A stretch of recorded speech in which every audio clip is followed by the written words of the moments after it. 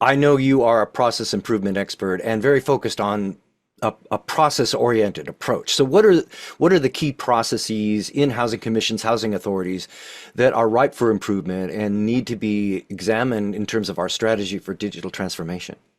You bet. So, for example, with housing finance commissions, the bond areas, and their relationship with finance are really important.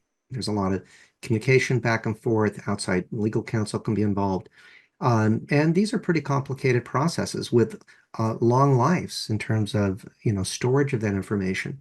So we're finding at the process level, there are many areas, which could be, asset management compliance as well, multifamily, as I mentioned earlier. For housing authorities, admissions, all the different types of programs they're running these days, including Section 8, asset management, property management, risk management, safety, and other areas. Mhm. So the first need for both of those types of organization is process.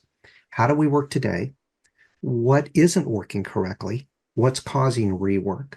Are there better ways to interact with the client, or the applicant?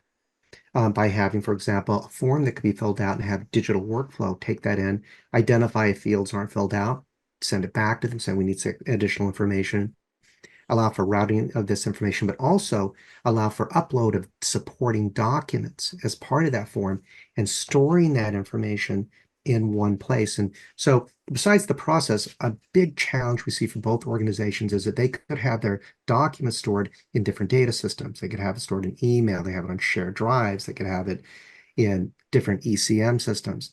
And it's difficult to track what's going on within the organization. And also, Kevin, be in compliance with the retention and disposition requirements at the state and at the federal level.